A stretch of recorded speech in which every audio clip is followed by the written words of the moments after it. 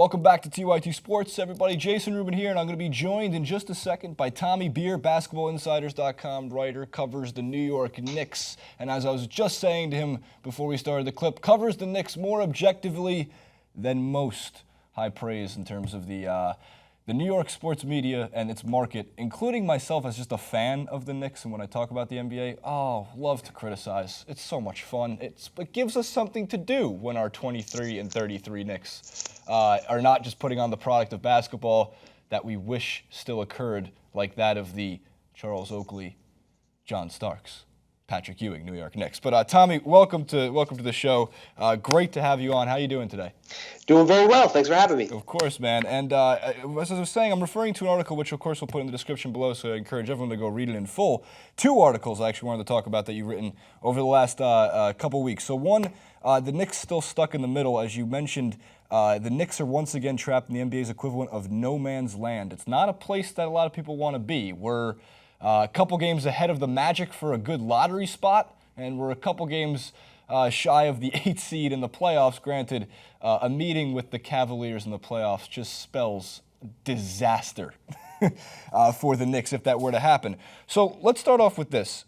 It's not all pessimism from your writing, and I'm curious as to why and what the Knicks can do throughout the remaining 30 games of the season, and I guess part of the trade deadline, to make some hope come back. Is it all bad, or can there be some good left in this season? Yeah, I think that's an important thing to remember here is while the Knicks are certainly not on the path to success or, a guaranteed championship contender anytime soon, I don't think Phil Jackson has been as bad as many have painted him out to be. The reality is they still have Kristaps Porzingis. Willie Hernangomez is locked into a really affordable contract. He's making less than $2 million each of the next 3 seasons. They have all their future draft picks, which is not something you've been able to say about the Knicks in a long, long time. So when you factor all those things going forward, I kind of chuckle when, as you mentioned, some people, Phil Jackson's the worst executive. He's worse than Isaiah Thomas. He's worse than Scott Layden. That's where we want to pump the brakes, because the reality is, while things don't look great right now, they don't look terribly horrendous in the near future. And that's certainly something you haven't always been able to say about the Knicks. So with that in consideration, I think it is important to remember when you look at the Knicks going forward that they have a solid foundation. Now, how do they flesh that foundation out? How do they build around Porzingis and get this team back to where they were in the glory days? Not forget the 70s, just the 90s when they were a playoff team year in, year out, a team that both you and I grew up watching and loving.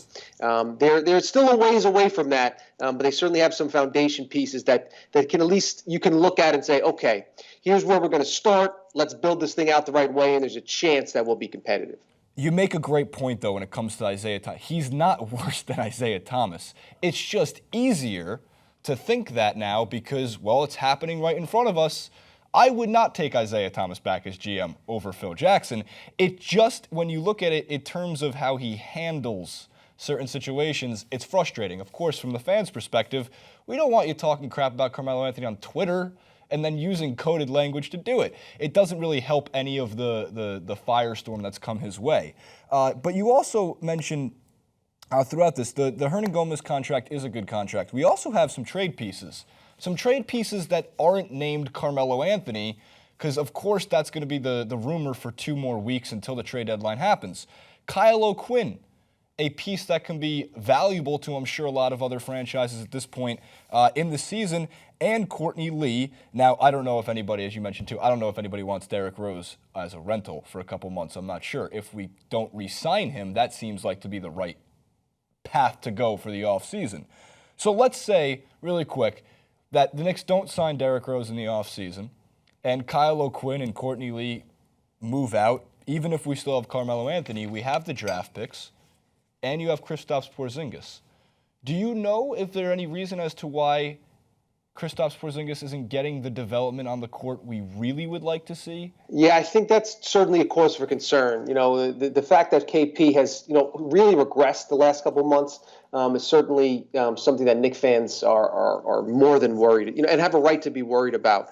Whether that's a combination of the Achilles injury, that certainly slowed him down. It seemed to break his momentum a little bit. He's playing well over the first half of the season. Hasn't been quite the same player since. It may be a factor of just the drama and the nonsense and the chaos that has surrounded the team. And I tweeted that I think the most concerning part of Phil sending cryptic tweets and having beef with Melo is that, it's like when your parents, in a bad marriage are fighting constantly. Let's think about the kids here. KP's the future. Let's not have him grow up around. He's still at a developmental age. He's still just a baby unicorn. We don't need him growing up around the dysfunction and the chaos that has swallowed other players and other teams whole. So I think that's and again, to your point about Phil, I can't defend the tweets, the non-speaking to the media, the weird way he's handled the situation. There's something. Obviously, he doesn't need to talk to the press every day. The New York media is annoying. We all know this. Right. But the reality is he can, quell these storms a little bit. As opposed to adding fuel to the fire, he can calm things down, say, I don't intend to trade Carmelo, or whatever the case might be, use, language that every GM does when speaking with the media, just to kind of, get everybody back on the same page and calm the waters a little bit, as opposed to, making it a more untenable situation. Again, maybe that's part of his plan. Maybe his goal is to make Melo so uncomfortable that he waives his no trade clause. Maybe smarter than we all think. So we just have to wait and see how this all plays out. That would be a remarkable strategy. Is like, I'm going to use Phil Jackson in 2017. I'm going to use Twitter like our president and just see if our Michael Flynn, if our Carmelo Anthony could resign from the team and go elsewhere. Especially by the way, with the Kevin Love trade rumors, of course, floating around because of the injury. Would Melo go there? Look, to me, it just seems like at this point, when I look back on Phil Jackson, and it's only been 2 years, and I'm fortunately not gray yet because of it, and I still watch every game. We play the Thunder tonight, and if this cup makes it up in time, hopefully they win that game. But I was going to say with Phil, the Porzingis, do you remember how quick we were all to react? I mean, one of the few things as a Knicks fan I didn't overreact to was like, I can't believe we just drafted Kristaps Porzingis over Justice Winslow, right? That was a good decision, the rookie contracts, but I think the most important piece of your piece is the draft picks. Because how many years did we go from 2004 to 2009 where we just didn't, every draft we're like, oh, who could we take? That's right, nobody. Nobody available on the board because we don't have any draft picks. So it seems like there is a reason to still stay optimistic regardless of all the antics right now that has been going on. But Tommy, thank you for joining me on this one. It was a great time having you on. As always, please, guys, go to basketballinsiders.com if you want to see more of his work. And is it just at Tommy Beer on Twitter?